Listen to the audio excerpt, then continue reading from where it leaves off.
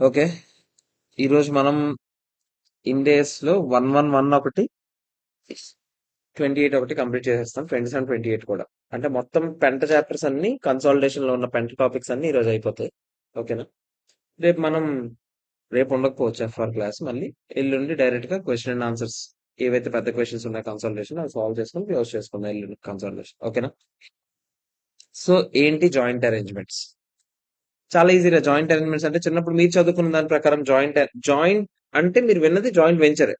అంతేనా? Joint venture అంటే ఏంటి చెప్పండి? ఇద్దరు ముగ్గురు కలిసి కట్టుగా ఒక బిజినెస్ ని చేస్తే దాన్ని ఏమంటారు? Joint venture. ఇద్దరు ముగ్గురు కలిసి అని అన్నప్పుడు ఒకడి మీద ఎక్కిపోతే ఆ జాయింట్ వెంచర్ అవుద్దా? అవ్వదు. ఒకడే కంట్రోల్ చేస్తున్నాడు అనుకోండి మొత్తం కంపెనీని, అప్పుడు జాయింట్ వెంచర్ ఎందుకు అవుద్ది? అది కన్సాలిడేషన్ లాగా వాడు ఎక్వైర్ చేస్తాడు దీన్ని అని చెప్పి వాడు ప్రిపేర్ చేసుకుంటాడు. జాయింట్ వెంచర్ అంటేనే ఏంటి? కంట్రోల్ ఇద్దరి చేతిలో ఉండాలి. ఫర్ ఎగ్జాంపుల్, ఒక నేను ఒక కన్స్ట్రక్షన్ కంపెనీ, మీదో కన్స్ట్రక్షన్ కంపెనీ అనుకోండి. గవర్నమెంట్ ప్రాజెక్ట్ ఒకటి వచ్చింది. నేను ఒక్కడనే కన్స్ట్రక్ట్ చేయలేనని నాకు తెలుసు. అంటే నాకు కొంచెం అంత టెక్నికల్ ఎక్స్పర్టైజ్ లేదు, లేకపోతే నాకు కొంచెం ఫైనాన్షియల్ గా సరిపోదు నా దగ్గర ఉన్న డబ్బులు అని అనిపించింది. కానీ అది ప్రాజెక్ట్ చాలా ఇంపార్టెంట్. అప్పుడు నేనేం చేస్తాను? ఇంకో కన్స్ట్రక్షన్ కంపెనీతో నేను ఒక జాయింట్ వెంచర్ ఎంటర్ అవుతాను. వాళ్ళకి ఏం చెప్తాను? అరే ఈ పర్టికులర్ కన్స్ట్రక్షన్ వరకు మాత్రం నీకు నాకు సంబంధం. తర్వాత నువ్వెవరో నేనెవరు, నీ బిజినెస్ నువ్వు చేసుకో, నా బిజినెస్ నేను చేసుకుంటాను. కానీ ఈ పర్టికులర్ ప్రాజెక్ట్ వరకు మాత్రం ఇద్దరం కలిసి చేద్దాం అని డిసైడ్ అయ్యాం. ఈ పర్టికులర్ ప్రాజెక్ట్ కోసం అని చెప్పి మన ఇద్దరం ఎంటర్ అయిన అగ్రిమెంట్ ఏమంటాం? జాయింట్ అరేంజ్మెంట్ అంటాం. ఓకేనా? మళ్ళీ మీకు వెంటనే డౌట్, సార్ జాయింట్ అరేంజ్మెంట్ కింద ఏదో జాయింట్ ఆపరేషన్ జాయింట్ అవన్నీ వదిలేయండి ప్రస్తుతానికి. జాయింట్ అరేంజ్మెంట్ అని చెప్తున్నాను ప్రస్తుతానికి నేను. మన ఇద్దరి మధ్యలో ఒక ఒప్పందం ఏంటి? ఇద్దరం కలిసి కట్టుగా ఆ ప్రాజెక్ట్ కంప్లీట్ చేస్తాం. అది జాయింట్ అరేంజ్మెంట్. ఇద్దరిని కంట్రోల్ చేయకూడదు. ఫర్ ఎగ్జాంపుల్, ఆహ్, నే నేనేదైతే అదే నా వైపు నుంచి నేనేదైతే పెడతానో కంట్రోల్, సేమ్ కంట్రోల్ నీ వైపు నుంచి కూడా ఎక్స్‌పెక్ట్ చేస్తున్నాను. కానీ నీకన్నా నాకెక్కువ కంట్రోల్, నాకన్నా నీకెక్కువ కంట్రోల్ ఉండకూడదు. ఓకే. దాన్నేమంటాం? జాయింట్ అరేంజ్‌మెంట్ అంటాం. ఓకేనా? సార్ మరి జాయింట్ అరేంజ్‌మెంట్‌లో 2 ఉన్నాయి సార్. ఒకటి జాయింట్ ఆపరేషన్, ఇంకోటేంటి? Joint venture. ఏంటి సార్ తేడా జాయింట్ ఆపరేషన్‌కి, జాయింట్ వెంచర్‌కి? చాలా ఈజీరా. జాయింట్ ఆపరేషన్‌లో ఏం చెప్తాం తెలుసా? అరే మనిద్దరికీ కంట్రోల్ ఉండాలి. ఓకే. మనం సెపరేట్ కంపెనీ ఏం స్టార్ట్ చేయొద్దు. నీ కంపెనీ నీదే, నా కంపెనీ నాదే. సెపరేట్ గా కంపెనీ ఏమి ఉండదు. ఈ ప్రాజెక్ట్ కోసం చేస్తున్నాం కదా, సెపరేట్ కంపెనీ పెడదామా ఈ ప్రాజెక్ట్ కోసం, ఏమి ఉండదు. నీది నువ్వే చూసుకుని నాది నేను చూసుకుంటా. ఏదైనా ఒక ఎసెట్ కొన్నాం అనుకో, ఈ ఎసెట్ నీకా నాకా ఇద్దరం పంచుకుంటాం. అంటే క్లియర్ గా మాట్లాడుకుంటాం అనమాట. ఇదిగో ఈ పర్టికులర్ ఎసెట్ నీకు, ఈ పర్టికులర్ ఎసెట్ నాకు. ఈ లైబిలిటీ నువ్వు చూసుకో, ఈ లైబిలిటీ నేను చూసుకుంటా. ఈ ఖర్చు నువ్వు భరించు, ఈ ఖర్చు నేను భరిస్తా. ఈ ఇన్కమ్ నీకు, ఈ ఇన్కమ్ నాకు. ఈ పర్టికులర్, అంటే సింపుల్ గా చెప్పాలంటే, ఆ భలే భలే మగాడు సినిమా చూసారా? అందులో నానిగాడు అలా అదే ఆ పార్టీకి వెన్నెల కిషోర్ వచ్చి ఇది నీకు ఇది నాకు అని అంటాడు. అలా ప్రతి అసెట్ ని లైబిలిటీని ఇండివిజువల్ గా పంచుకుంటారు. అంతేగాని ఈ మొత్తం కంపెనీలో ఇన్ని అసెట్స్ ఉన్నాయి కదా, అందులో 50% నీకు, 50% నాకు, 60 నీకు, 40 నాకు, ఇలాంటివే ఉండవు. డైరెక్ట్ గా చెప్పడమే. ఇదిగో ఇప్పుడు వెళ్ళాం ఇద్దరం, ఒక లారీ ఉంది అక్కడ. ఈ లారీ ఎవరిదంటే నీదే నాదో ఎవడో ఒకటిదే. ఓకేనా? అలాగే మెషినరీ ఉంది, నీదా నాదా. అలా పర్టికులర్ గా ఒక్కొక్క అసెట్ వైజ్ మాట్లాడుకుంటారు. కంట్రోల్ ఇద్దరిది. నేను కంట్రోల్ గురించి మాట్లాడట్లేదు, అందులో ఉండే అసెట్స్ లైబిలిటీస్ గురించి మాట్లాడతా. కంట్రోల్ ఎవరిదిరా అంటే ఈ మొత్తం ఆపరేషన్ మీద నీకు కంట్రోల్ ఉంది, నాకు కంట్రోల్ ఉంది, ఈక్వల్ కంట్రోల్ ఉంది. మళ్ళీ ఒకడికన్నా ఒకడికి ఎక్కువ కంట్రోల్ ఉంటుందా? ఉండదని చెప్పాను నేను. కంట్రోల్ సమానంగా ఉంటదిరా. అసెట్ లైబిలిటీ ఇండివిజువల్ గా పంచుకుంటారు. దీన్ని ఏమంటాం మనం? Joint operation. So if the parties in the joint arrangement have right to individual assets and obligations for liabilities of the business. It generally happens when the joint arrangement is not structured through separate legal entity. అంటే separate company ఉంటది, ఇప్పుడు ఉండదు. అర్థమైందా లేదా? In this case parties in the joint arrangement are called joint operators అంటామంట. వాళ్ళు ఏమంటాం? Joint arrangement లో ఉన్న వాళ్ళని, జాయింట్ అరేంజ్మెంట్ లో ఉన్న జాయింట్ ఆపరేషన్ లో ఉన్న వాళ్ళని ఏమంటాం మనం? Joint operators. ఓకేనా కదా చెప్పండి? అర్థమైందా లేదా? ఈ జాయింట్ ఆపరేషన్ లో అకౌంటింగ్ ఎలా చేస్తారు తెలుసా? చాలా ఈజీ. కన్సాలిడేషన్ ఏమి ఉండదు. నీది నీదే, నాది నాదే అని చెప్పానా లేదా చెప్పండి? ఒక అసెట్ ఏదైనా కొనుక్కుంటే నాది నేను రికార్డ్ చేసుకుంటాను, నువ్వు ఏదైనా నీది ఏదైనా అసెట్ ఉంటే నువ్వు రికార్డ్ చేసుకో. నా షేర్లు నేను రికార్డ్ చేసుకుంటాను రా, నీ షేర్లు నువ్వు రికార్డ్ చేసుకోరా, అంతే. నీకు నాకు ఇంకేం సంబంధం లేదు. నేను కంప్లీట్ గా ఇందులో కన్సాలిడేషన్ చేస్తాను. కన్సాలిడేషన్ చేయడానికి ఎక్కడుంది స్కోప్? ఇంకా ఒక సెపరేట్ కంపెనీ ఏమైనా ఉందా? లేదు. ఆడ కంపెనీ నువ్వు కన్సాలిడేట్ చేస్తావా? గడిది గుడ్డు. ఆడెవడు నువ్వెవడు? అలాంటప్పుడు కన్సాలిడేషన్ కాన్సెప్ట్ వస్తుందా? రాదు. అర్థమైందా లేదా చెప్పండి? ఓకేనా కాదా? ఓకే. ఇది వీళ్ళ గురించి. మరి ఇటువైపు ఇంకోళ్ళు ఉన్నారు కదా సార్ జాయింట్ వెంచర్, వాళ్ళు ఏం చేస్తారు చెప్పండి? వాళ్ళు సెపరేట్ గా ఒక కంపెనీ పెట్టుకుంటారు అనమాట. కంపెనీ పెట్టుకొని ఈ కంపెనీ పేరు మీద అసెట్స్ లైబిలిటీస్ అన్ని కొంటారు. మన నీ పేరు మీద కొన్నా, నా పేరు మీద కొనరా, ఆ కంపెనీ పేరు మీద కొంటారు. ఆ కంపెనీలో నీకు ఎంత షేర్, నాకు ఎంత షేర్. సార్ ఇంత షేర్ అంటున్నారు ఏంటి? మీరే కదా అన్నారు ఇందాక 50-50 అని. కంట్రోల్ 50-50 అన్నాను. పంచుకోవడం 60-40 పంచుకోండి, మీ ఇష్టం. మీ ఇద్దరి మధ్యలో ఒప్పందం ఉందనుకోరా, 60% అసెట్స్ నావి, 60% కంపెనీ నాది, 40% కంపెనీ నీది, కానీ కంట్రోల్ మాత్రం ఏ డెసిషన్ అయినా సరే ఇద్దరం సమానంగా తీసుకోవాలని చెప్పాం. మాట్లాడుకోవచ్చు కదా, నా ఇష్టం, నేను ఎలా మాట్లాడుకుంటే అలా మాట్లాడుకుంటా. ఓకేనా కదా? ఇక్కడ బేస్ ఏంటి? ఎవడో ఒక్కడే డెసిషన్ తీసుకోకూడదు, ఇద్దరు పేర్ల మీద డెసిషన్ తీసుకోవాలి. ఓకేనా? అందులో పంచుకునేది ఎలాగైనా పంచుకోవచ్చు. ఓకేనా కదా చెప్పండి? దాన్ని ఏమంటాం మనం? జాయింట్ వెంచర్ అంట. జాయింట్ వెంచర్ కి అకౌంటింగ్ కన్సాలిడేషన్ చేస్తారు జాయింట్ వెంచర్. ఎందుకు? సెపరేట్ కంపెనీ ఉంది. అవునా కదా చెప్పండి? సెపరేట్ కంపెనీ ఉంది కాబట్టి సార్ మరి కన్సాలిడేషన్ చేస్తే ఇప్పుడు ఆ కంపెనీ మొత్తాన్ని నేను కలిపిలేను కదా. ఎందుకు? అందులో వాడి షేర్ ఉంది, నా షేర్ ఉంది, మరి అప్పుడు ఎలా సార్? అప్పుడు ఈక్విటీ మెథడ్ ఫాలో అవుతాం. అది నెక్స్ట్ మనం నేర్చుకోబోయే చాప్టర్. సో ఇప్పుడు నేర్చుకోబోయే చాప్టర్ లో ప్రెసెంట్ ఈ చాప్టర్ గురించి ఏముండదు. ఇప్పుడు ఓన్లీ నేర్చుకోబోయే జాయింట్ ఆపరేషన్ గురించి. ఈ చాప్టర్ అయిపోయిన వెంటనే జాయింట్ వెంచర్ గురించి నేర్చుకుంటాం. ఈక్విటీ మెథడ్ విన్నాం కదా మనం. అసోసియేట్స్ కోసం అకౌంటింగ్ నేర్చుకున్నాం లేదా? ఏం లేదురా, చాలా ఈజీగా ఉంటుంది. ఈక్విటీ మెథడ్ అంటే ఏంటి చెప్పండి? మీరు ఆ కంపెనీ సంపాదించిన ప్రతి దాంట్లో నాదెంత అని రికార్డ్ చేసుకుంటూ పోతారు. అది మనం తర్వాత చేస్తాం. ఓకేనా? సో ప్రస్తుతానికి జాయింట్ వెంచర్ అంటే అర్థమైందో లేదో చెప్పండి. జాయింట్ వెంచర్ కి జాయింట్ ఆపరేషన్ కి ఎవరైనా మీకు జాయింట్ అరేంజ్మెంట్ అంటే ఏంటని అడిగితే మీరు ఏం చెప్తారు? కంట్రోల్ ఇద్దరి చేతిలో ఉంటుందిరా, డెసిషన్ మేకింగ్ ఇద్దరి చేతిలో ఉంటుందిరా అని చెప్తారు. అందులో మళ్ళీ రెండు రకాలు ఉన్నాయి. ఏంటవి? ఒకటి జాయింట్ ఆపరేషన్, ఇంకోటి జాయింట్ వెంచర్. జాయింట్ ఆపరేషన్ అంటే ఏంటి? ఇండివిజువల్ అసెట్ లైబిలిటీ పంచుకుంటాము. నా నా ఫైనాన్షియల్ స్టేట్మెంట్స్ నేను తయారు చేసుకుంటాను, నువ్వు తయారు చేసుకో. ఇద్దరికి ఏమి సెపరేట్ కంపెనీ ఉంటుందా? జాయింట్ వెంచర్ అంటే ఏంటి? ఒక సెపరేట్ కంపెనీ ఉంటది, తర్వాత దాంట్లోని నాకింత షేర్ నీకింత షేర్ అని రాసుకుంటాము, కానీ ఒక్కొక్క అసెట్ వైజ్ లైబిలిటీ వైజ్ మాట్లాడుకుంటామా?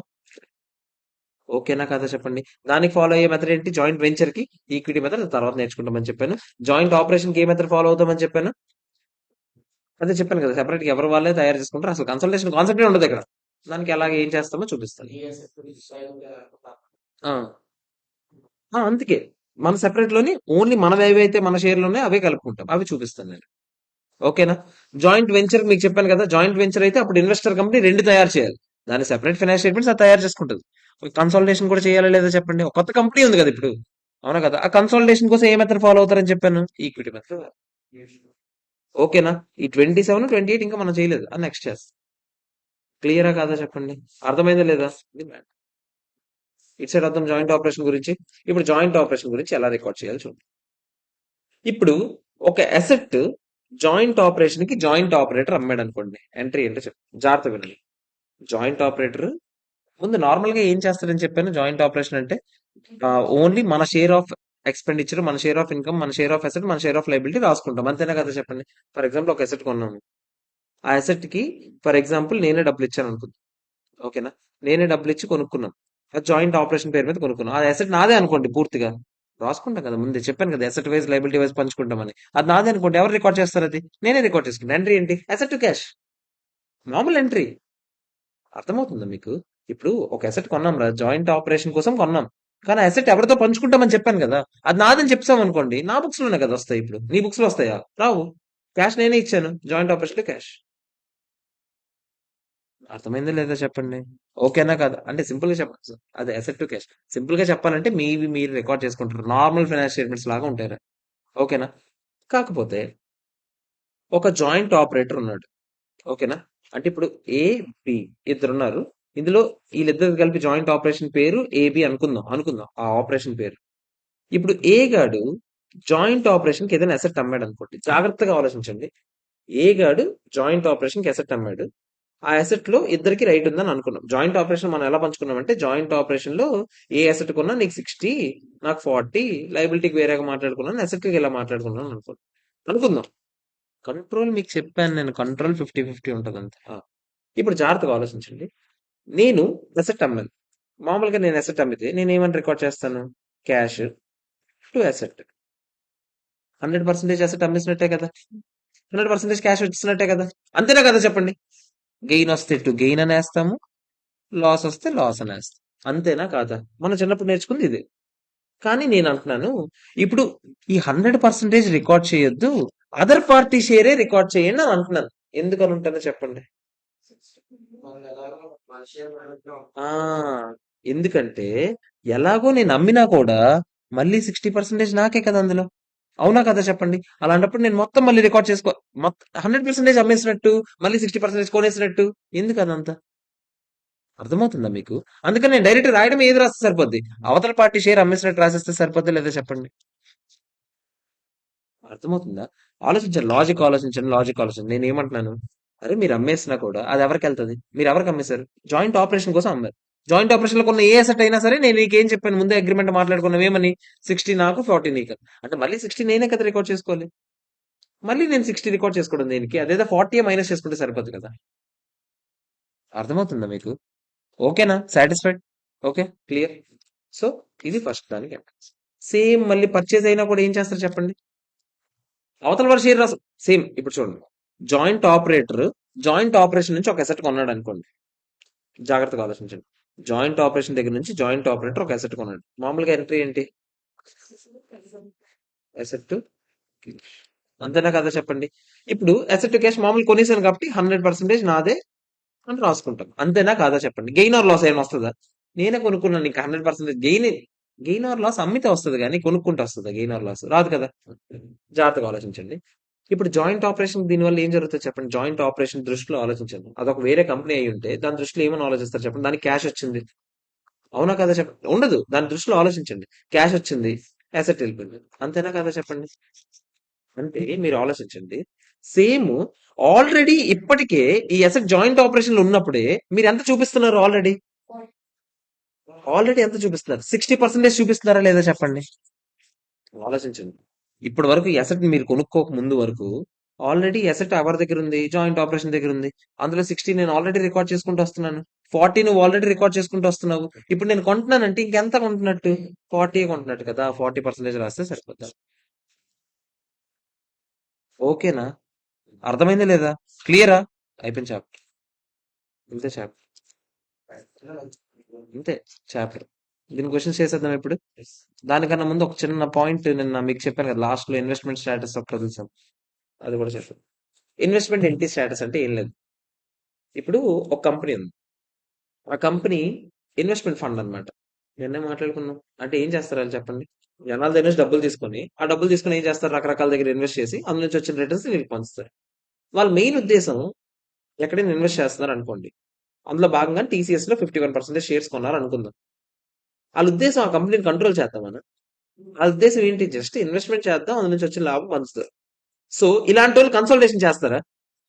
మామూలుగా 51% కంట్రోల్ ఉంటే మీకు ఏం చెప్పాను? కంట్రోల్ చేస్తున్నట్రా మీరు కన్సల్టేషన్ చేసేయాలి, టాటాని కూడా మీరు కలిపేయాలి, అంతేనా కదా. కానీ మాకు అసలు ఆ ఉద్దేశమే లేదు కదా. అలాంటి వాళ్ళు కన్సల్టేషన్ చేస్తారా? చేయరు. వాళ్ళు జస్ట్ ఎంట్రీ ఏమని చూపిస్తారు? ఇన్వెస్ట్మెంట్ క్యాష్, అంతే. వాళ్ళ కన్సల్టేషన్ అనే ఉద్దేశమే లేదు. ఓకేనా? ఇప్పుడు ఏదో ఒక రోజు ఈ ఇన్వెస్ట్మెంట్ ఎంటీ ఏమో, వద్దు నాకు ఇకపైన ఇన్వెస్ట్మెంట్ ఎంటీగా నేను కంటిన్యూ అవ్వను, నార్మల్ కంపెనీగా అయిపోతాను అని అనుకున్నారు. అనుకుందాం, నార్మల్ కంపెనీ అయిపోయారు. ఇకపై నువ్వు కంట్రోల్ చేస్తున్నట్టేనా కదా చెప్పండి. ఇప్పటి వరకైతే నీకు ఆ ఉద్దేశం లేదు. Right should. ఇప్పటి వరకైతే నీకు ఆ ఉద్దేశం లేదు. ఇకపైన ఏంటి? నీకు ఆయన కంట్రోల్ ఉందంటే, ఇంకా ఇంకా నువ్వు అమ్మకుండా ఉంచావంటే నువ్వు కంట్రోల్ చేద్దామనే కదా. అప్పుడు నువ్వు ఆ రోజు ఏం చేయాలి చెప్పండి. ఆ రోజు బిజినెస్ కాంబినేషన్ చేయాలి. అంటే నువ్వు యాక్చువల్గా ఏం ఆ రోజు వెళ్ళి కొనట్లేదు స్పెషల్ గా, కానీ ఆ రోజే నువ్వు ఫస్ట్ టైం కొంటున్నట్టు అని అనుకోవాలి. అర్థమైందా? ఓకేనా కాదా? సార్ మరి ఎలా రికార్డ్ చేయాలి ఏంటంటే, జాగ్రత్త వినండి. ఫస్ట్ స్టార్టింగ్ లో మీకు ఆ ఇంటెన్షన్ ఉందా? స్టార్టింగ్ లో లేదు. ఎంట్రీ ఏమనేసారు? Investment to cash. ప్రతి ఇయర్ ఎండింగ్ కి ఎఫ్పిటిపిఎల్ మెథడ్ వాడతారు. అంటే ఏంటి? Fair value through profit and loss account. అంటే ఆ ఇన్వెస్ట్మెంట్ ఫెయిర్ వాల్యూ అంతా చూస్తారు. ప్రాఫిట్ వస్తే ప్రాఫిట్ రికార్డ్ చేస్తారు, ఇది వస్తే లాస్ రికార్డ్ చేసుకుని పోతారు. ఓకేనా? అది నార్మల్ గా ఇన్వెస్ట్మెంట్ గా ఉన్నంత వరకు. ఇండెక్స్ 109 ప్రకారం ఏదైనా ఇన్వెస్ట్మెంట్ చేస్తే అది అక్కడ ఎఫ్పిటిపిఎల్ అని చెప్తాము. ఎఫ్పిటిపిఎల్ ఉద్దేశంలో మీరు చేస్తున్నారు. ఓకేనా? జాగ్రత్తగా ఆలోచించండి. ఇప్పుడు నేనేమంటున్నాను, కొన్ని రోజుల తర్వాత మీరు ఇన్వెస్ట్మెంట్ స్టేటస్ ని మార్చేసుకున్నారు కదా. ఇప్పుడు ఇన్వెస్ట్మెంట్ స్టేటస్ కాదు, ఇకపైన మీరు ఏంటి? Normal business. అప్పుడు మీరు కన్సల్టేషన్ ఎంట్రీ రాయాలని చెప్పానా లేదా చెప్పండి. కన్సల్టేషన్ ఎంట్రీ రాయాలంటే కన్సల్టేషన్ ఎంట్రీ అని చెప్పండి. Net assets to so and so అని రాయాలా లేదా చెప్పండి. అంతేనా కాదా? ఇప్పుడు నాకు ఆలోచించండి. నేనేమంటున్నాను, సేమ్ నెట్ అసెట్స్ డెబిట్ కొడతారు. టూ, ఇప్పటి వరకు ఇన్వెస్ట్మెంట్ అని చూపిస్తున్నారు. ఇంక ఇన్వెస్ట్మెంట్ అలాంటివి ఏమి ఉండవు. అంతేనా కదా చెప్పండి. సో టూ ఇన్వెస్ట్మెంట్ రాసిస్తామా లేదా చెప్పండి. అంతేనా కాదా? అంతేనా కాదా చెప్పండి. సో ఇండియాస్ 103 అకౌంటింగ్ చేసేస్తాము. ఏ రోజైతే స్టేటస్ చేంజ్ అయిందో ఆ రోజున ఏమనుకుంటాం మనం? అక్విజిషన్ డేట్ అనుకుంటాము. Carrying amount of the investment ఆ రోజుకి క్యారింగ్ అమౌంట్ ఎంత ఉందో ఆ రోజుకి ఎంత ఉంటుంది చెప్పండి. ఎఫ్ఈటీపీఎల్ మెథడ్ వాడుతున్నారు, ఆ రోజు ఫెయిర్ వాల్యూకే కదా ఉంటది. అవునా కదా చెప్పండి. అదే ఏమనుకుంటామంట? డీమ్డ్ పర్చేస్ కన్సిడరేషన్ అనుకుంటాం. అందుకే కదా టూ ఇన్వెస్ట్మెంట్ అనుకుంటాను. మామూలుగా అయితే మీకు ఒక కంపెనీ కొనుక్కుంటే ఎంట్రీ ఏంటి? Net assets to purchase consideration. ఈసారి పర్చేస్ కన్సిడరేషన్ ఉండదు. ఆబ్వియస్లీ ఎన్సీఏ ఉంటే ఎన్సీఏ వస్తది.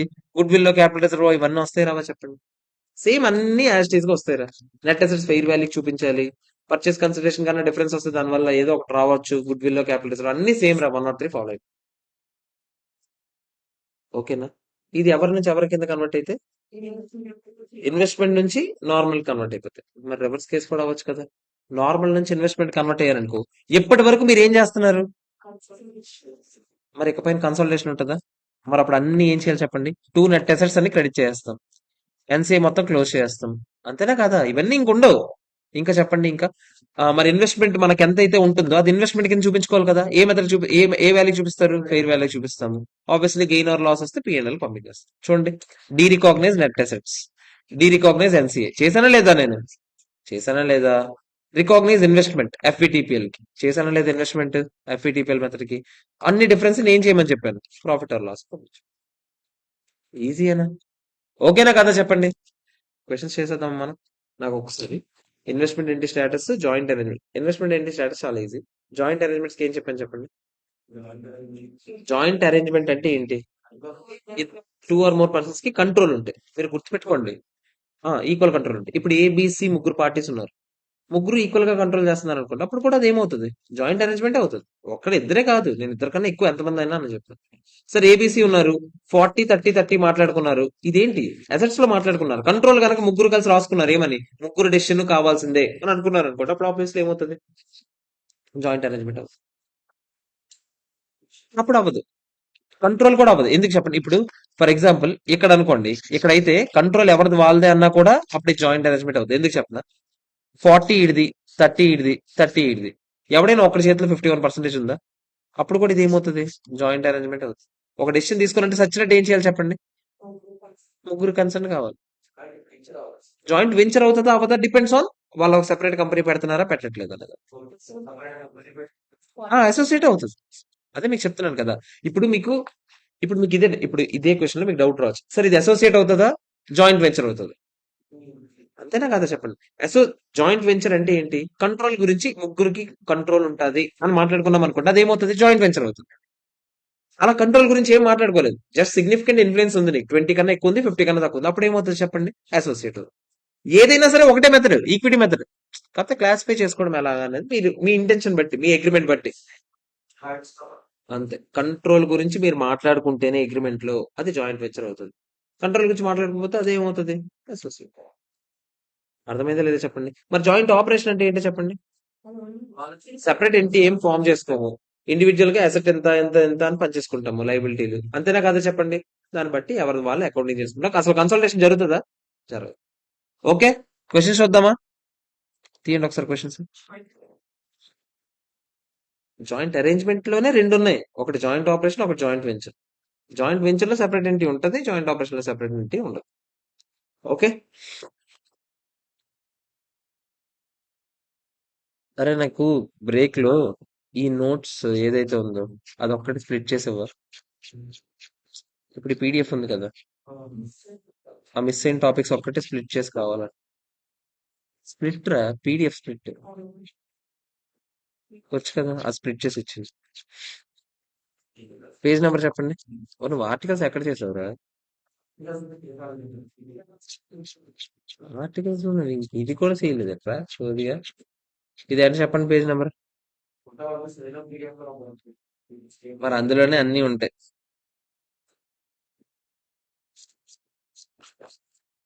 ముందు ఇన్వెస్ట్మెంట్ స్టేటస్ ఎంటి స్టేటస్ లో కొన్ని క్వశ్చన్స్ వదిలాం కదా. ఇవి రెండు వదిలాం కదరా. ఇవి చూడండి ఒకసారి. చూడండి క్వశ్చన్ చదవండి అందరు. ఈజీరా, పాస్ పాస్ చేసేద్దాం. ఇది చూడండి ఒకసారి. వేగం వెళ్ళిపోవచ్చు. A Limited ceases to be an investment entity from 1st April 2001. On which date it was holding 80%. Ceases to be an investment entity అంట. అంటే ఇప్పుడు వరకు అసలు కన్సల్టేషన్ చేశారా? చేయలేదు. ఇకపైన ఏం చేయాలి చెప్పండి? కన్సల్టేషన్ కి మరి పర్చేస్ కన్సల్టేషన్ ఏమనుకుంటారని చెప్పాను?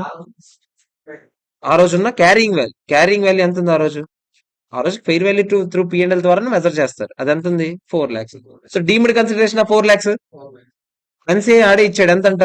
1 lakh. 4 lakh plus 1 lakh. Identifiable net assets ఎంతంట? 4,50,000. ఆబ్వియస్లీ డిఫరెన్స్ ఏమవుతుంది చెప్పండి? గుడ్ విల్ ఏనా? తర్వాత ఏం అడిగాడు? గుడ్ విల్ ఎంత అడిగాడు? జర్నల్ ఎంట్రీ ఏంటని అడిగాడు. జర్నల్ ఎంట్రీ ఏంటో చెప్పండి? Identifiable assets, good will to investment to NCA. Easy అయినా కదా చెప్పండి? పెద్ద ఈజీరా. ఓకేనా? 36 చూస్తారా? ఎంటిటీ బికమ్స్ అన్ ఇన్వెస్ట్మెంట్ ఏంటి? కొత్తగా ఇప్పుడే ఇన్వెస్ట్మెంట్ ఏంటి అవుతున్నాం అంటే ఇప్పుడు ఉన్నవన్నీ ఏం చేయాలి చెప్పండి? డీరికాగ్నైజ్ చేసేయాలా లేదా చెప్పండి? ఫస్ట్ 20 lakhs, దాని తాలూకా నెట్ అసెట్స్ ఎంత ఉన్నాయి? 16 lakhs ఉన్నాయి. అంటే ఇప్పుడు వరకు డీరికాగ్నైజ్ చేసి మొత్తం నెట్ అసెట్స్ ఏం చేయాలి చెప్పండి? దాని ఫెయిర్ వాల్యూ ఇచ్చాడా? చూద్దాం ఒకసారి. Net assets fair value good will ఏమో 4 lakhs అంట. స్టార్టింగ్ లో వాళ్ళు గుడ్ విల్ 4 lakhs కింద రికార్డ్ చేసుకున్నారు. అంటే వాళ్ళు స్టార్టింగ్ లో గుడ్ విల్ చూపిస్తున్నారు 4 lakhs కింద. తర్వాత ఇంకేం చెప్పాడు? ఇప్పుడు ఇన్వెస్ట్మెంట్ ఏంటి అయిపోయాం. ఓకేనా? క్యారింగ్ వాల్యూ ఆఫ్ ఇన్వెస్ట్మెంట్ ఎంత ఉందంట? 25 lakhs. అంటే ఇప్పుడు నేను ఇన్వెస్ట్మెంట్ కింద చూపించుకోవాలా లేదా చెప్పండి? 25 lakhs ని. అంతేనా కాదా? ఆ రోజుకి నెట్ అసెట్స్ ఎంత ఉన్నాయంటే excluding good will 19 lakhs. So good will తో కలిపి 19 + 4 ఎంత? 23 lakhs ఏనా? వచ్చిన డిఫరెన్స్ అంతా ఎక్కడికి? పిఎండ్ఎల్. అసలు ఎన్సీఏ లేదు డీరికాగ్నైజ్ చేయడానికి. ఎందుకు? 100% మందే కదా ఇప్పటి వరకు. అంతేనా కాదా? చెక్ చేసుకోండి, ఎవరికి ఏమైనా డౌట్ ఉంటే అడగండి.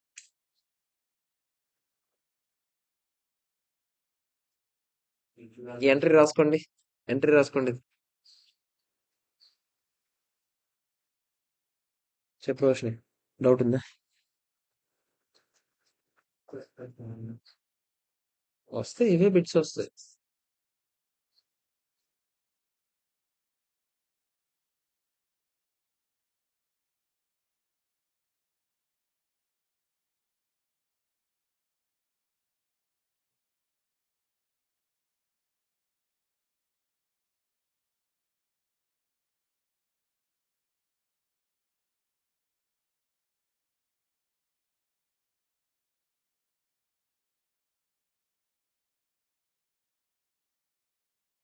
ఓకేనా?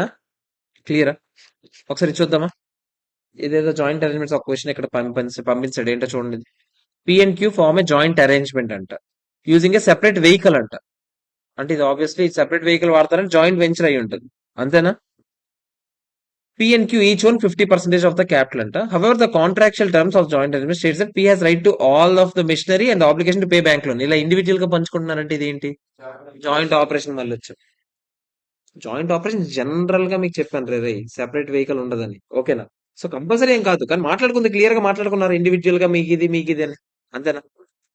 PNQ have right to all other assets in PQ and obligations for all other liabilities in PQ in proportion to their share of capital. ఓకేనా?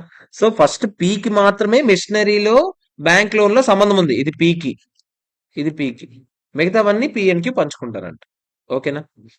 అంటే ఆబ్వియస్లీ సగం సగం కింద ఉంది కాబట్టి ఇది ఏమవుతుంది?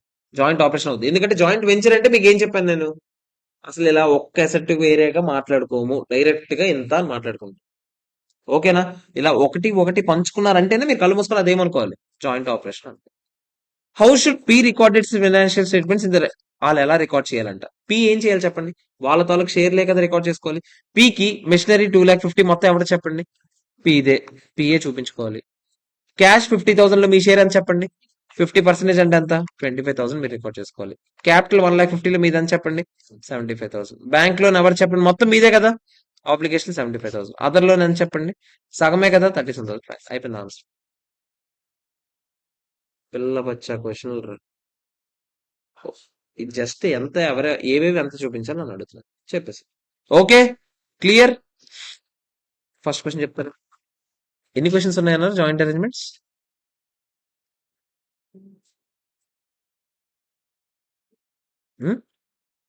కరెక్ట్ గా అరగంటలో అయిపోతుంది. ఒకసారి చూడండి వన్ లైనర్స్ అన్ని. ఒకసారి చూడండి క్వశ్చన్ చదవండి ఫాస్ట్ గా. ABC and DEF have entered into a contractual arrangement to manufacture a product and sell in the retail market. Okay.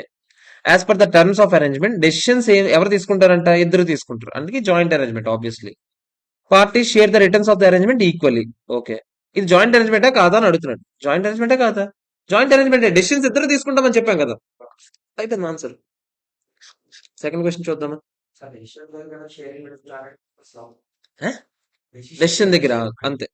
Decision విషయంలో ఒక్కడికి ఎక్కువ పర్సంటేజ్ కంట్రోల్ ఇచ్చినా అదేమవుతుంది, జాయింట్ అరేంజ్మెంట్ అవుతా అవ్వదు. జాయింట్ అరేంజ్మెంట్ కాదంటే మామూలు ఎక్విజిషన్ లాగా. ఓకేనా. సెకండ్ వన్ చూస్తారా.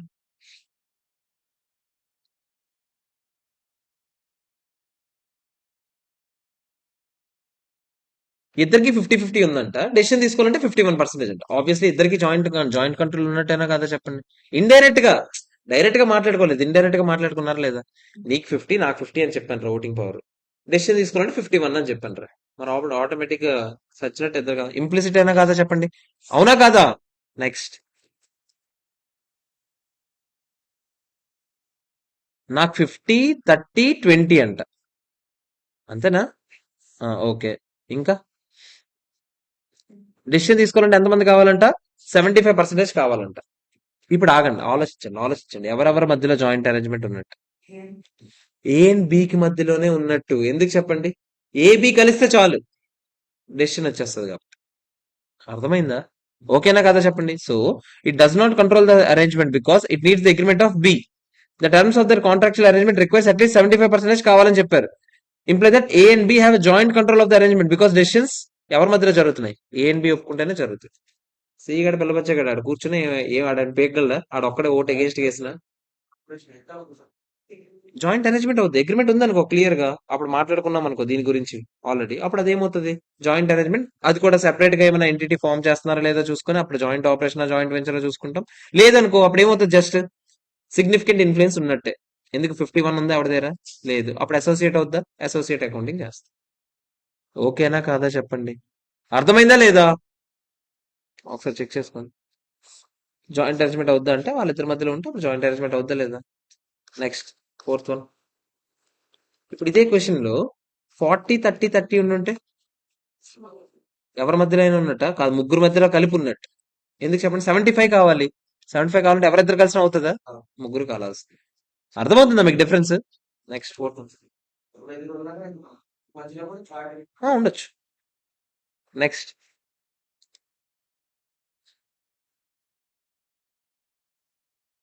50% ఎవరికి ఉన్నాయి, ఎక్స్ కు ఉన్నాయి, వైకి జెడ్ కి 25-25 ఉన్నాయి. 75 కావాలంట. అట్లీస్ట్ 75 కావాలంట. ఆబ్వియస్లీ 75 కావాలంటే ఇప్పుడు ఎక్స్ వై కలిసినా సరిపోద్ది, ఎక్స్ జెడ్ కలిసినా సరిపోద్ది. అంతేనా కదా చెప్పండి. So in such situation to be joint arrangement contractual agreement ప్రకారం చూసుకోండి అని అంటున్నాడు ఎవరి మధ్యలో ఉందా. అంతే కదా. ఇప్పుడు ఎక్స్ జెడ్ లో ఉంది, ఎక్స్ వై లో ఉంది, మీరు మాట్లాడుకునే దాన్ని బట్టి ఉంటుంది. క్లియరా. Next fifth one.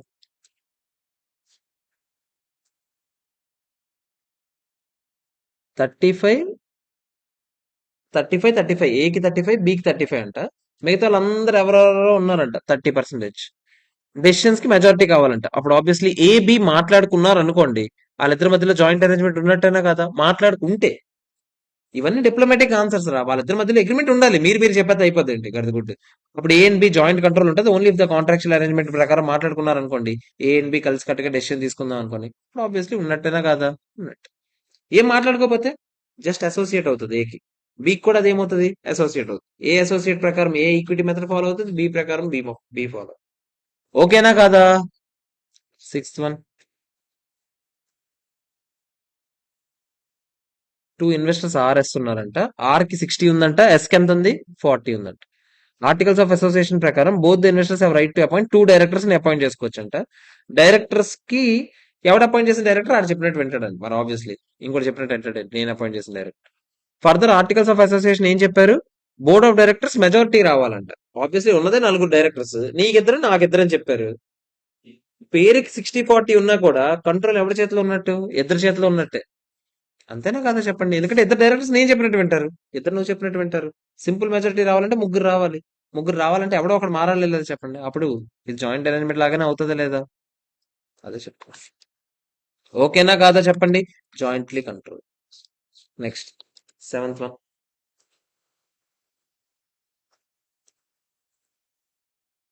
Same 2 directors అంట. ఓకే అన్ని సేమే. Articles of association MA chairman పెడతాడంట. ఒకవేళ డిసైడింగ్ ఓటికి ఎం కి చైర్మన్ పెట్టుకునే ఛాన్స్ ఉందంట. మరి ఆబ్వియస్లీ కంట్రోల్ ఎవరి చేతిలో ఉంది, ఎం చేతిలోనే ఉంది. అంతే కదా. టై అయినా కూడా వాడే చైర్మన్, వాడు చెప్పినట్టే వింటాడు ఆబ్వియస్లీ. జాయింట్ కంట్రోల్ ఉందా అని అడుగుతున్నారు, లేదని చెప్తారు. ఇండివిజువల్ గా ఆడికే పవర్ ఉంది కానీ జాయింట్ కంట్రోల్ లేదని చెప్పి. ఈజీ అయినా కాదా చెప్పండి రా. Eighth one.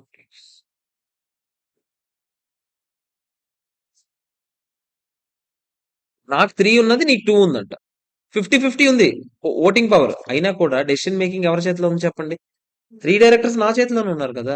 అప్పుడు ఆబ్వియస్లీ నా చేతిలో ఉన్నట్ట కదా చెప్పండి. ఈక్వల్ ఓటింగ్ రేట్స్ ఉన్నంత మాత్రాన సరిపోద్దా? సరిపోదు. కంట్రోల్ ఎవరి చేతిలో ఉందనేది ఇంపార్టెంట్ నాకు.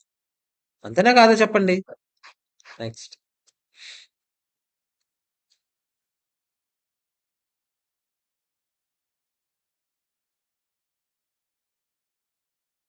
అరేంజ్మెంట్ ప్రకారం త్రీ త్రీ పార్ట్స్ గా డివైడ్ చేస్తారంట ల్యాండ్ ని. ఓకేనా?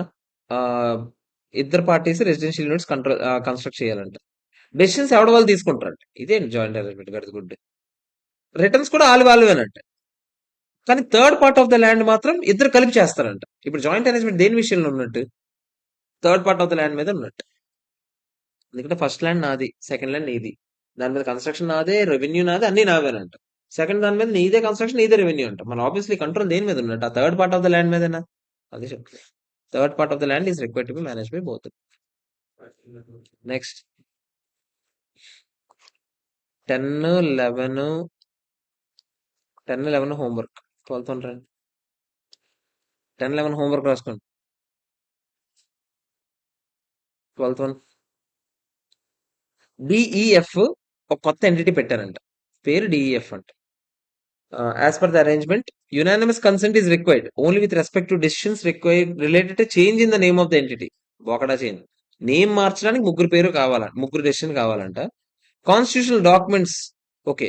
న్యూ బిజినెస్ ఎంటర్ అవ్వాలన్నా, రిజిస్టర్ ఆఫీస్ మార్చాలన్నా వీటన్నిటికీ కూడా కావాలంట. ఓకే. అంటే ఇవన్నీ నేమ్ నామకే వాస్తే యాక్చువల్ గా మెయిన్ కంట్రోల్ ఎవరి పేరు మీద ఉందో ఇంకా తెలియదు మనకి. Decisions about other relevant activities require consent of D and D మాత్రమే. ఇప్పుడు ఎఫ్ పార్టీ అవుతాడా కాడా అంటే బొక్క పార్టీ. ఎఫ్ కి ఓన్లీ దేనికి పిలుస్తున్నాం మేము? పేరు మారుస్తున్నాం రా, రారా అని. ఆఫీస్ మారుస్తున్నాం, అడ్రస్ నీ పేరు కూడా చెప్పరా, ఎక్కడికి కావాలో ఏంటని, అలాంటి ముష్టి డెసిషన్స్ అడుగుతున్నాం కానీ మెయిన్ బిజినెస్ సంబంధించిన ఏమైనా డెసిషన్స్ తీసుకుంటున్నాడు ఎఫ్? మిగతావన్నీ ఎవరు తీసుకుంటున్నారంట? డిఈఏ. సో జాయింట్ అరేంజ్మెంట్ లో ఎఫ్ పార్టీ అంటే కాదు. ఓకేనా కాదా చెప్పండి? నెక్స్ట్. ఎన్నన్నారు క్వశ్చన్స్? చూడండి ఇదేంటి?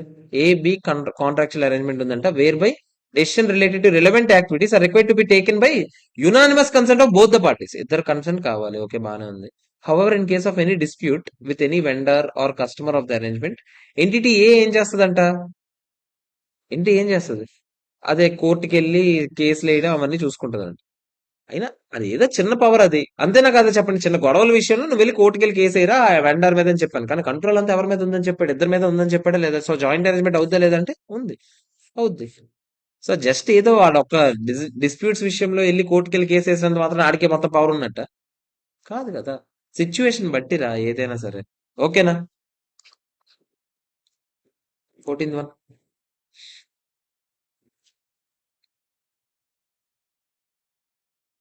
జాయింట్ ఆపరేషనా కాదా అని అడుగుతున్నాడు. జాయింట్ ఆపరేషన్ అంటే ఏంటో చెప్పండి? ఇండివిజువల్ అసెట్స్ లైబిలిటీస్ పంచుకుంటారు. అక్కడ ఏం జరిగింది చూడండి. As per the arrangement both the parties are responsible to construct 25 kilometres. నువ్వు 25 కిలోమీటర్స్ రోడ్ పెట్టాలి, నేను 25 కిలోమీటర్స్ రోడ్ కట్టాలి. నీ కాస్ట్ నీదే, నీ అసెట్ నీదే, అన్ని నీ లైబిలిటీ నీవే అని ఎంత నీట్ గా మాట్లాడుకుంటున్నాం. అప్పుడు ఆబ్వియస్లీ ఇదేమవుతుంది చెప్పండి? జాయింట్ ఆపరేషన్ అవుతుంది. Joint operation. Okay. Next. 15th.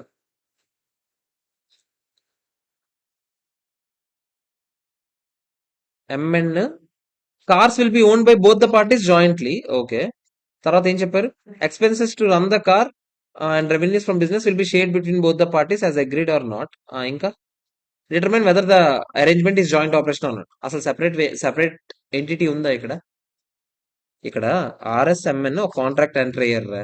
ఓకేనా? కార్లు హైరింగ్ ఇస్తారంటారా? ఓకేనా? ఆ కార్లు మన ఇద్దరం కొనుక్కుందారా అని అనుకున్నాం రా. ఓకేనా? మన ఇద్దరు పేరు మీద కార్ ఉంటుంది. ఒక సెపరేట్ లీగల్ ఎంటిటీ ద్వారా నేను ఏమైనా కార్ కొంటున్నానా? కొనట్లేదు. సేమ్ అన్ని అంటే ఇక్కడ చూడండి, ఎక్స్పెన్సెస్, రెవెన్యూస్ అన్ని షేర్ చేసుకుందాం అని మాట్లాడుకున్నాం. ఓకేనా? అసలు ఎంత క్లియర్ గా ఎక్స్పెన్సెస్ షేర్ చేసుకుందాం, రెవెన్యూ షేర్ చేసుకుందాం అని చెప్తున్నామంటేనే ఆబ్వియస్లీ ఇది ఏమవుతుంది చెప్పండి? Joint operation. జాయింట్ వెంచర్ అసలు ఇలా ఆలోచించరు.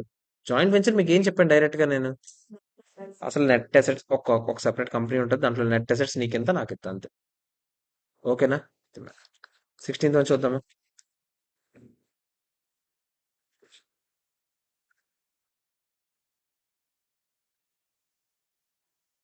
Procurement and construction both the parties are jointly own a contract from a customer. Okay. దానికోసం ఒక కొత్త ఎంటిటీ ఫామ్ చేశారంటే ఇక్కడికి మనకు కొంచెం ఆల్మోస్ట్ అర్థమవుతుంది ఏంటిది జాయింట్ వెంచర్ లాగా. కాంట్రాక్ట్ అదే ఎక్స్వైఏ చేస్తుందంట. All assets will be acquired and liabilities related will be incurred by XY in its own name. ఆగండి. X and Y will have share in the net profits of X Y in the ratio of the share holding. Okay. ఇక్కడ మళ్ళీ ఇలా మాట్లాడుతున్నాం. Okay. అంటే కొంచెం diplomatic గా answer ఇవ్వాలి మనం కూడా. అంతే కదా. అక్కడ చూస్తే సగం చూస్తే జాయింట్ వెంచర్ లాగా ఉంది సెపరేట్ ఎంటిటీ కాబట్టి. సగం చూస్తే ఇక్కడ అసెట్స్ లైబిలిటీస్ మళ్ళీ వాళ్ళ పేరు మీద కొంటాం బై ఎక్స్వై లిమిటెడా అయితే ఓకే. కంపెనీ పేరు మీద కొంటామని అనుకున్నాం. సెపరేట్ గా పెట్టాం కదా ఒక కంపెనీ, ఆ కంపెనీ పేరు మీద కొంటాం. అప్పుడు ఆబ్వియస్లీ ఇది ఏమవుతుంది చెప్పండి, జాయింట్ వెంచర్ అవుతుంది. అంతేనా కాదా? Joint venture. ఓకే. క్లియర్. ఆడ కింద డిప్లొమాటిక్ గా చెప్పేస్తున్నాడు. ఏమని చెప్తున్నాడు? మిగతా కూడా చూసుకోండి టర్మ్స్ అండ్ కండిషన్స్, దాన్ని బట్టి కన్క్లూడ్ చేయండి అని. బేసిక్ గా అయితే ఇదేంటి జాయింట్ వెంచర్ అయినా కాదు. Next,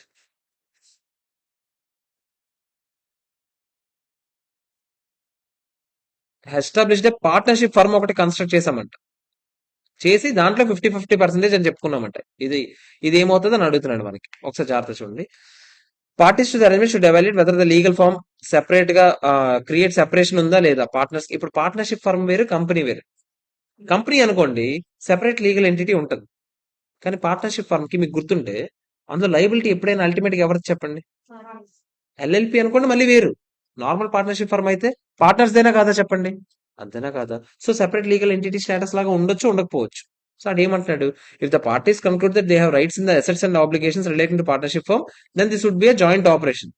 If the assessment of legal form of partnership indicates that firm is a joint operation, then there is no need to evaluate any other factors. ఆ జాయింట్ ఆపరేషన్ అవుద్దన్నాడు. ఆడేమంటాడంటే ఒకవేళ దాని పేరు మీద అన్ని కొని దాని నెటెస్ట్ మనం పంచుకుంటాం, దాని ఆబ్లిగేషన్ అదే తీర్చుకుంటది అని మాట్లాడుకున్నాం అనుకోండి, అప్పుడు జాయింట్ వెంచర్ అవుతుంది. లేదు అలా కాకుండా నార్మల్ పార్ట్నర్షిప్ ఫర్మ్ లాగా ఉందనుకోండి, అప్పుడు అల్టిమేట్ గా లైబిలిటీ మన మీదకే కదా వస్తుంది. అవునా కదా? అప్పుడు జాయింట్ ఆపరేషన్ అవుతుందని చెప్తుంది. డిప్లొమాటిక్ ఆన్సర్స్ మళ్ళీ. ఓకేనా? అర్థమవుతుందా లేదా చెప్పండి? ఇవన్నీ ఒకసారి చదివామనుకో మనకి ఏంటంటే ఓకే, ఇలాంటి టైంలో ఇలా ఆన్సర్ ఇవ్వచ్చు, ఇలాంటి ఆన్సర్ ఇవ్వచ్చు అని మనకు ఒకసారి చదివితే క్లారిటీ. నెక్స్ట్ చూడండి. కంటిన్యూయింగ్ విత్ ద సేమ్ అంట, పైన ఇల్లస్ట్రేషన్. ఈసారి సెపరేట్ అగ్రిమెంట్ ఎంటర్ అయ్యాం. మాట్లాడుకున్నాం ఏమని, has an interest in the net assets of the ఏమంటుంది assets and each party is liable for the liabilities of XY limited in specified proportion. Okay. తర్వాత ఏమంటున్నాడు? ఈ joint arrangement, joint operation, joint venture అంటే same ఇందాకలాగా. Actual గా ఇప్పుడు separate agreement enter అయినా కూడా సెపరేట్ ఎంటిటీ ఉందా అంటే మళ్ళీ ఆ పార్ట్నర్షిప్ ఫర్మే ఉంది చుట్టూ తిరిగి.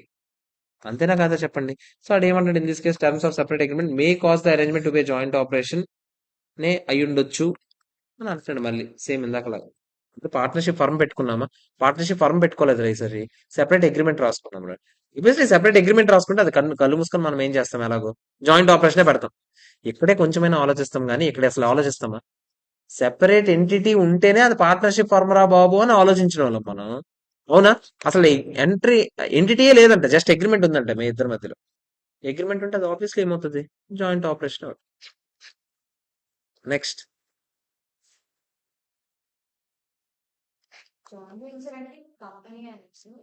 మాక్సిమం ఇంకా కంపెనీ సెపరేట్ కంపెనీ ఫామ్ చేస్తా, ఆ కంపెనీలో నెట్ అసెట్స్ ఉంటాయి. ఈ రెండు పదాలు క్లియర్ గా ఉంటాయి.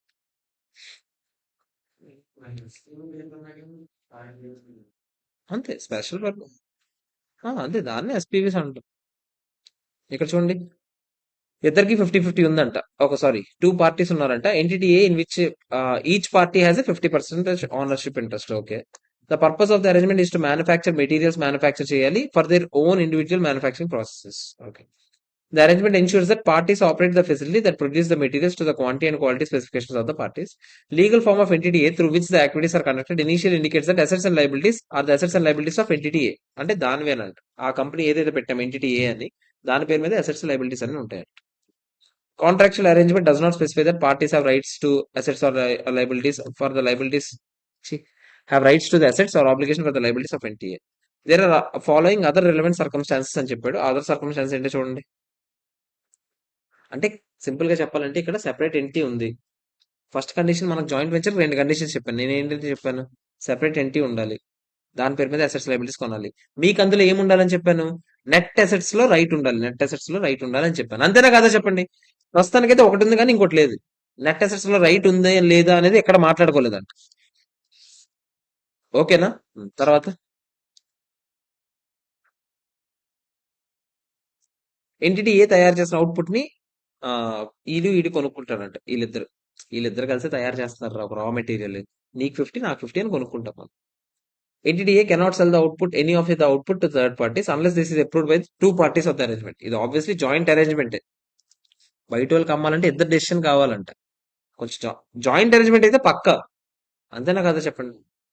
తర్వాత because the purpose of the arrangement is to provide the parties with output so sales are expected to be uncommon. అంటే జనరల్ గా అది పెట్టిందే మన ఇద్దరికి రా మెటీరియల్ కోసం అంట. సో బయట వాళ్ళకి అమ్మడం అంత రేర్ గా జరుగుతుంది అంట, చాలా రేర్ గా. అది కూడా ఇద్దరు అప్రూవల్ ఉంటేనే జరుగుతుంది.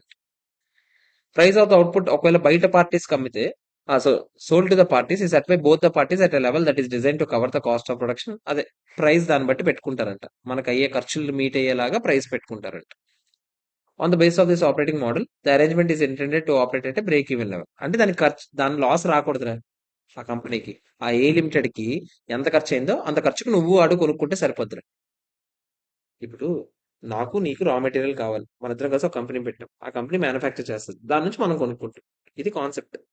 ఎంత కొనుక్కుంటాం? దానికి ఎంత ఖర్చు అవుతుందో అంత కొనుక్కుంటాం. మనదే కదా అది, మన ఇద్దరిదే కదా. దానికి no profit no loss situation రావాలిరా. అది based on the above pattern ఇది జాయింట్ ఆపరేషన్ అవుద్దా, జాయింట్ అరేంజ్మెంట్ అవుద్దా, జాయింట్ వెంచర్ అవుద్దా అని అడిగాడు. మామూలుగా మీకు ఏం చెప్పాను నేను, క్లియర్ గా ఇందులో అయితే మనకు నెట్ అసెట్స్ గురించి మాట్లాడారా మాట్లాడలేదా ఏం చెప్పలేదు.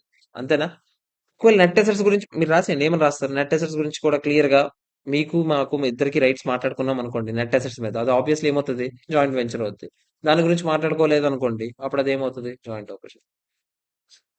సో అది ఏమంటాడు, ఆ పార్టీ పార్టీస్ గురించి ఏది చెప్తున్నాడు చూడండి. Arrangement was able to sell the output to the. In that scenario, such a change in facts and circumstances would require the reassessment of classification of joint arrangement. అదే ఆడు ఇంకా ఏం చెప్తున్నాడు, ఏదైనా సరే అక్కడ డిపెండ్స్ ఆన్ ద సర్కమ్స్టాన్సెస్ రా.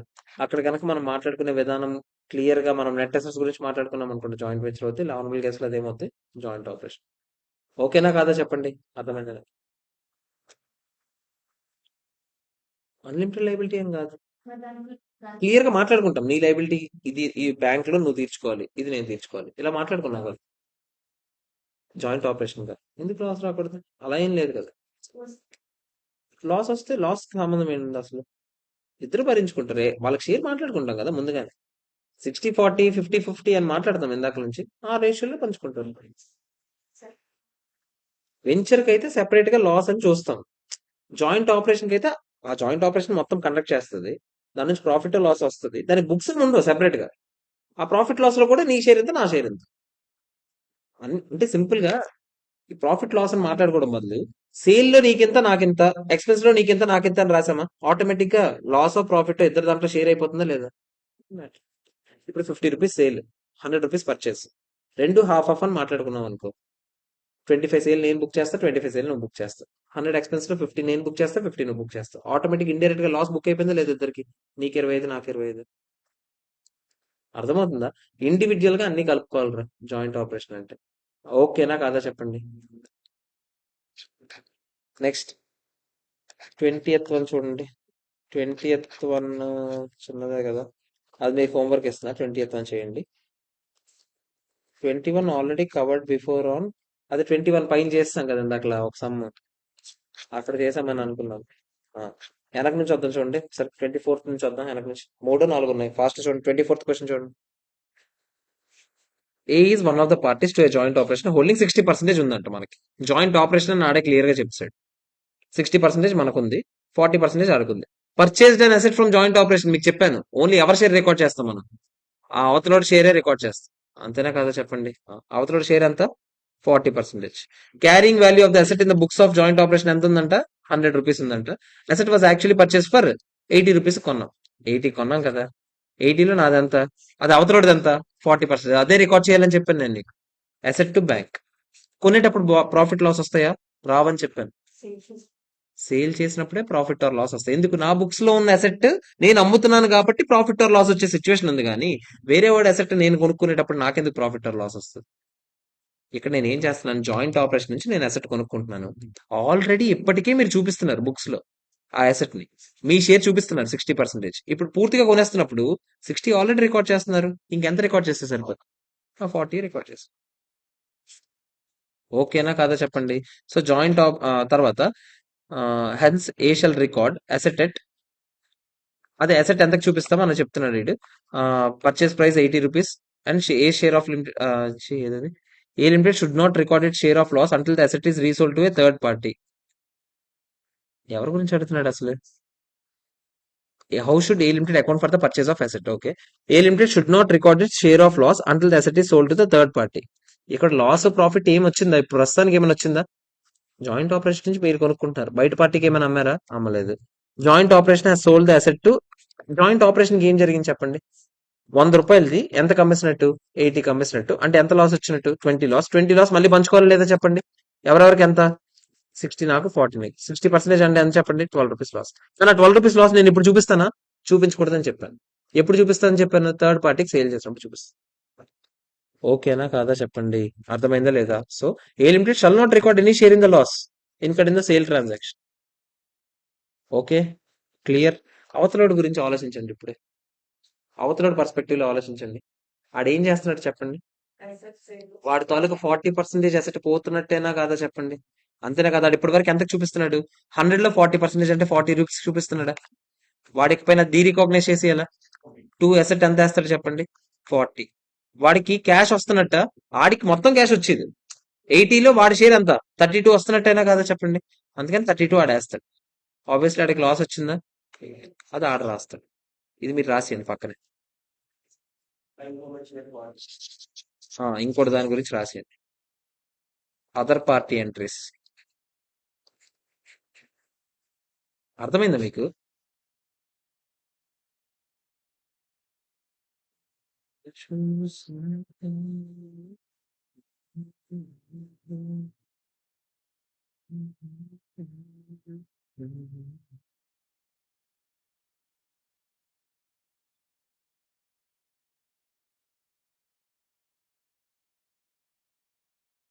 ఓకేనా? ఇది చూడండి, దీని ఆన్సర్ ఎంత చెప్పండి. 60-40 ఉందంట. Okay. A has contributed an asset held by it to join up, అంటే సేల్ ఆఫ్ అసెట్. ఇది సేల్ ఆఫ్ అసెట్ అయినా సరే నేను మీకు ఏం చెప్పాను చెప్పండి. మీరు మళ్ళీ సేల్ రికార్డ్ చేసి మళ్ళీ పర్చేస్ రికార్డ్ చేసుకోర్రా? మీకు ఏం చెప్పాను? అవతల పార్టీ షేర్ ఒకటి రికార్డ్ చేసి సరిపోతే లేదా చెప్పండి. 2 అసెట్ అని పడుతుంది. ఇప్పుడే చెప్పాను ఆ కింద ఎంట్రీ రా, చూసుకుంటారా ఆయన. ఇప్పుడు వేసాను కదరా. ఓకేనా కాదా? అర్థమైందా లేదా? క్లియరా? ఓకే. నెక్స్ట్ ఇదేం చూడండి, లాస్ట్ క్వశ్చన్. ఇక్కడ ఏం జరిగింది చూడండి. AB and joint arrangement separate vehicle PQR. ముందు సెపరేట్ వెహికల్ చూస్తే మనం ఏం చెప్పాం? మనం జాయింట్ వెంచర్ జనరల్ గా అయితే, అంతేనా? కానీ as neither the contractual terms indicate otherwise, it is concluded that it is a joint operation అని ఆడే చెప్పాడు. నెట్ అసెట్స్ గురించి మాట్లాడుకోలేదంట. ఇండివిజువల్ అసెట్స్ రాసుకుంటామా లేదా చెప్పండి అప్పుడు. అంతేనా కాదా? వాడు చెప్పిన తర్వాత మనం ఎందుకు కష్టపడ్డాం? బోత్ ద పార్టీస్ కి 50% షేర్ ఉందని మనం మాట్లాడుకున్నాం. కాంట్రాక్చువల్ టర్మ్స్ ప్రకారం బిల్డింగ్ 1 మొత్తం ఎవరిదంట? ఏబి లిమిటెడ్ దంట. Sorry, AB limited has rights to, అంతే. బిల్డింగ్ 1 మొత్తం మందంట. డెట్ మొత్తం మనమే, XYZ కి ఇవ్వాల్సిన డెట్ మొత్తం మనమే ఇవ్వాలంట. అంటే బిల్డింగ్ 1 మొత్తం 240 నేనే చూపిస్తాను లేదా చెప్పండి. డెట్ మొత్తం 240 నేనే చూపిస్తాను లేదా చెప్పండి. అర్థమైందా? మనము మన షేర్వే కదా రికార్డ్ చేసుకుంటాము. తర్వాత మిగతావన్నీ ఏం చెప్పాడా? మిగతావన్నీ 50% అంటే ఇందాక చేసిన క్వశ్చన్ రా, ఫస్ట్ లో చేసాం కదా. క్యాష్ 40లో నాకెంత? 20. బిల్డింగ్ 2లో 200 లో నాకెంత? 100. ఇంకోటి ఏమున్నాయి? ఎంప్లాయ్ బెనిఫిట్ ప్లాన్ లో నాకెంత? 50. ఈక్విటీలో నాకెంత? 70. అర్థమైందా? మన షేర్ మాత్రం మనం రికార్డ్ చేసుకుంటాం. అదే కదా చెప్పాను, ఫస్ట్ క్వశ్చన్ చేసాం కదా ఈరోజు. Okay, clear. End of joint arrangements. Easy అయినా కాదా చెప్పండి. నెక్స్ట్ ఏంటి? జాయింట్ అరేంజ్మెంట్స్ అయిపోయింది. Investment in associates and joint ventures. Okay, చాలా. చెప్పు. Hello hello hello. ఓకే, ఇక్కడతో జాయింట్ అరేంజ్మెంట్స్ అయిపోయింది. కొత్త రికార్డింగ్ అవసరం? సర్లే చేసేద్దాం. Okay friends, bye, have a nice day.